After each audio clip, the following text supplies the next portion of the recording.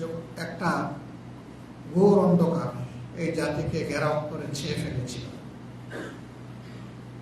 15.5 বছর একটা মাস, এবং তার সাথে আগের 2 বছরকেও যোগ করা যায়, তাহলে 17.5 বছর এই জাতির ঘাড়ে একটা দুর্বহ বোঝা চেপে বসেছে। আল্লাহ তাআলার মেহেরবানিতে 2024 সালের জুলাই আগস্ট বিপ্লবের মধ্য দিয়ে আল্লাহ তাআলা এই বোঝাটা আমাদের ঘাড় থেকে সরিয়ে দিয়েছে, আলহামদুলিল্লাহ। রংপুরবাসী আপনারা গর্বিত, এই বিপ্লবে যার নামটা প্রথমেই আসে সে আপনাদের সন্তান, যে তার জীবন উপহার দিয়ে দুনিয়া থেকে বিদায় নিয়েছে। আল্লাহ তাআলা তাকে মর্যাদাবান শহীদ হিসাবে কবুল করুন। আমিন।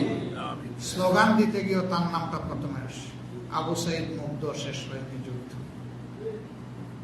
আসলেই আপনারা ভাগ্যবান। আল্লাহ তাআলা এর বরকত পুরা রংপুর দিনাজপুর অঞ্চলকে দান করেন। আমি যতটুকু জানি সে আমাদের কলিজার টুকরা সন্তান ছিল। মাদ্রাসা ব্যাকগ্রাউন্ড থেকে এসে বিশ্ববিদ্যালয়ে পড়তে আসছে, একটা সাদামাটা পরিবারের সন্তান। তাদের বাড়িতে আমার 2 বার যাওয়ার সুযোগ হয়েছে, 2 বার বা 3 বার আমি দেখে আসার সুযোগ পেয়েছি। খুবই নিরীহ একটা পরিবার। এই ছেলেটাই ছিল এই পরিবারের আলোর মশা। সে বাংলাদেশে আলো বিতরণ করে নিজে চলে গেছে, জাতিকে আলোকিত করে পরিবারের আলো বুকে নিয়ে সে চলে গেছে। আল্লাহ তাআলা তার কবরকে তার জান্নাতি আলো দিয়ে পরিপূর্ণ করে দিন। যে আলোটা সে রেখে গেছে এটা যেন যুগ যুগ ধরে এই মশালটা আমরা ধরে রাখতে পারি। আল্লাহ আমাদেরকে তৌফিক দান। এই নির্বাচনে আমরা সবগুলো আসনে যে পরিমাণ টাকা ব্যয় করেছি, বাংলাদেশে এমন এমপিও নির্বাচিত হয়ে হয়তো সংসদে এসেছেন যে একা তার আসনে তিনি এর চাইতে বেশি টাকা খরচ করেছেন। আমরা এটাও দেখেছি আমাদের সফল হয়ে বের হয়ে আসা যারা সংসদ সদস্য, তাদের বিভিন্ন জনের এলাকায় গরিব মানুষের মধ্যে বস্তা বস্তা টাকা বিতরণ করা হয়েছে।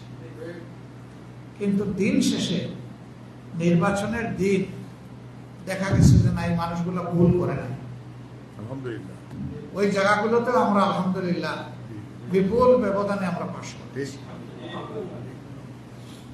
গরিব বলে কাউকে ভুল বুঝবেন না যে গরিব বুঝে খুব সস্তা মূল্যে তার ইমান বিক্রি করে। আমি যতটুকু বুঝি গরিবরা নয়, দূরতরা তাদের ইমান সস্তা মূল্যে বিক্রি করে।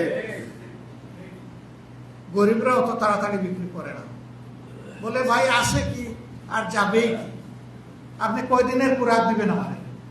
না 1000-2000 টাকা আমার হাতে তুলে দিবেন, 2-4 দিনের পরে তো শেষ, সারা বছর তো আপনি আমাকে দিবেন না, তাইলে আমি আমার ইমান কেন বিক্রি করব?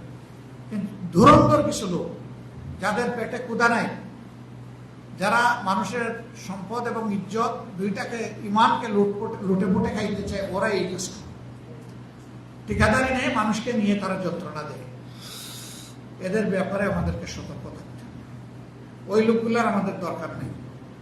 ওই দুরন্তর যারা নির্বাচন আসলে পাইকার সেজে মানুষকে ক্রয় করতে চায়, ওদেরকে আমাদের প্রয়োজন। আমাদের প্রয়োজন দেশপ্রেমিক মানুষগুলো, সে যে ধর্মের হোক, অসুবিধা নেই। আর একটা ধারণা ছড়ানো হয় যে মুসলমান ছাড়া অন্য ধর্মের লোকরা আমাদেরকে ভোট দিবে না। এর সামান্যতম কোনো চর্চা কেউ যেন না করে। ভোটকে দিছে না দিছে আপনি দেখছেন না, আমি দেখছি। ভোট তো দেওয়া হয়েছে গোপন বাক্সে। আপনি আস্থা রাখবেন যে সবাই আপনাকে ভোট দিয়েছে। আপনি একজনের ব্যাপারে ধারণা করলেন সে দেয় নাই, অথচ সে দিয়েছে, আপনি তার হক নষ্ট করবেন, এবং এই ধারণার কারণে আপনি নিঃসন্দেহে গুনাহগার হবেন। অর্থাৎ ওই লাইনেই যাবেন। এরপরের কথা হচ্ছে, একটা সংগঠন হিসাবে জনকল্যাণে আমরা যে সমস্ত কর্মসূচি আমরা হাতে নিই, এই কর্মসূচিতে কোনো তারতম্য করা যাবে না। আমরা বারবার বলছি, এখনো বলছি, কেউ যদি ধর্ম, বর্ণ, দলের কারণে কোনো হকদারকে বঞ্চিত করেন, কোনো গরিবকে বঞ্চিত করেন, পাওনাদারকে বঞ্চিত করেন, হাসরের দিন আপনার বোঝা নিয়ে আপনি দাঁড়াবেন। আল্লাহ আমাদেরকে জিজ্ঞেস করলে আমরা বলবো যে আমরা সতর্ক করেছি। তারা কেন এই ভুল করেছে জবাব খেয়ে দেব, এ দায়িত্ব আমার না। আর আল্লাহ তাআলাও ওহেতুক কাউকে প্রশ্ন করবেন। আল্লাহ তো সব জানেন, আলিমুল গায়ব আলিমুম বিজাতিস সুদূর, সে সব জানে, কিন্তু প্রশ্ন করবেন। সাবধান, কারো হক যেন আপনাদের হাতে বিঘ্নিত না হয়। বিশেষ করে জনপ্রতিনিধি হিসেবে যারা নির্বাচিত হয়েছে তারা এই বিষয়টা বিশেষভাবে খেয়াল রাখবে।